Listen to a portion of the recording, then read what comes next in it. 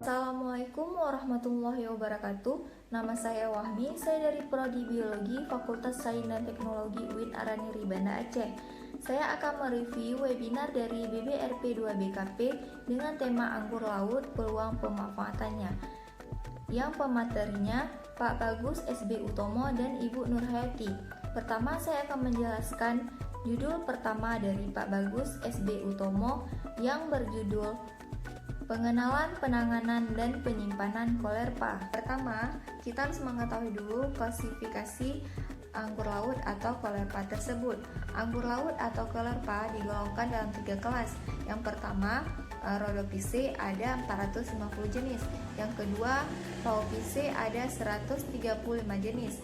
Yang ketiga, Chlorophyceae ada 200 jenis. Tapi kelas ini tidak seperti kelas pertama dan kedua. Tapi Chlorophyceae sebenarnya potensial di bidang kedokteran, pengobatan, dan sebagainya. Tapi belum banyak dikenal di masyarakat. Selanjutnya dari segi ilmiah biasanya memerlukan analisis molekuler.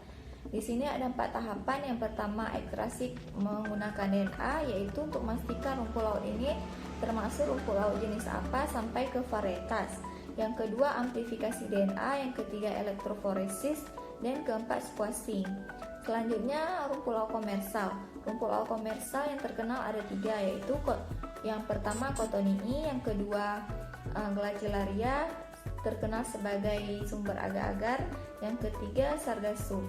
Sargassum ini banyak ditemukan tetapi belum banyak dibudidayakan. Biasanya digunakan sebagai makanan tetapi lebih banyak untuk industri. Kita tahu dari beberapa atau banyak jenis ini, baru identifikasi secara morfologi saja yang dapat kelihatan. Seperti yang pertama bentuknya, warna, dan ukuran talus. Yang kedua, tipe-tipe percabangan. Bentuk percabangan sangat penting sekali.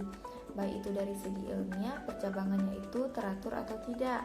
Yang ketiga, ciri-ciri khas yang kelihatan seperti spinosum. Selanjutnya, identifikasi kolerpa.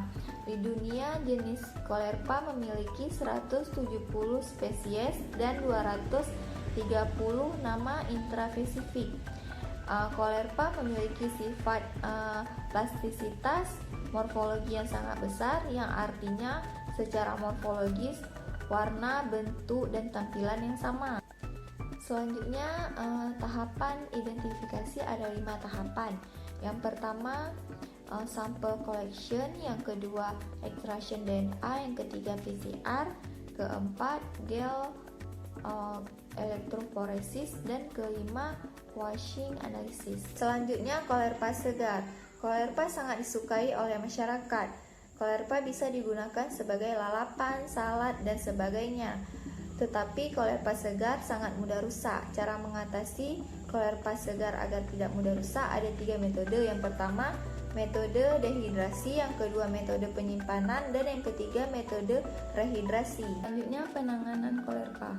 Kolerpa segar dari habitat perairan yang berkarang akan dilakukan panen, dan selanjutnya akan dilakukan pembersihan dengan cara pencucian, dan setelah dilakukan semua proses itu maka kita akan mendapatkan kolerpa segar.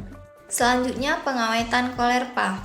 Pengawetan kolerpa harus menggunakan kolerpa yang sudah bersih, baru dilakukan metode dehidrasi dengan pemanasan dalam larutan garam. Selanjutnya dilakukan proses pendinginan dalam air es. Selanjutnya proses penirisan, dan selanjutnya proses pengemasan. Setelah dikemas, kemudian proses penyimpanan pada suhu chilling, dan kemudian diuji rehidrasi sensoris yang harus dilakukan seminggu sekali.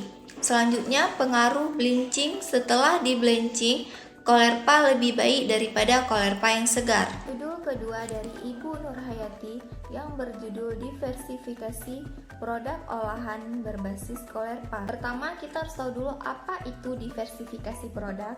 Diversifikasi produk adalah keanekaragaman suatu produk untuk memperoleh produk baru dengan nilai ekonomi yang tinggi. Nah, kita juga harus tahu tujuan diversifikasi. Tujuan diversifikasi ada 4. Yang pertama, untuk meningkatkan masa produk, yang kedua untuk memperluas pasar, yang ketiga untuk mempermudah transportasi, dan yang keempat untuk meningkatkan nilai jual beli. Nah, kita juga harus tahu alasan dilakukan diversifikasi Colerpa. Yang pertama, umur simpan Colerpa yang pendek, yang kedua pasar terbatas pada masyarakat pesisir, yang ketiga berpotensi tinggi untuk dikomersialkan. Selanjutnya, potensi Colerpa. Colerpa bisa menjadi potensi produk ekonomi serumpun laut. Colerpa bersifat dapat dikonsumsi. Bentuk Colerpa unik menyerupai buah anggur. Selanjutnya, kandungan Colerpa. Yang pertama, kadar protein Colerpa sekitar 17-27%. Karena itu bisa disebut sebagai protein nabati dalam laut. Yang kedua, Colerpa bisa mempunyai kandungan mineral. Yang ketiga, kandungan Colerpa bisa digunakan sebagai obat diet. Selanjutnya ada produk olahan Colerpa hasil riset BBRP 2BKP. Yang pertama ada saus Colerpa, yang kedua daging nabati Colerpa, yang ketiga mie Colerpa, yang keempat bulir Colerpa, yang kelima permen Colerpa, dan yang keenam ada garam Colerpa. Sekian presentasi dari saya, lebih dan kurang saya mohon maaf. Assalamualaikum warahmatullahi wabarakatuh.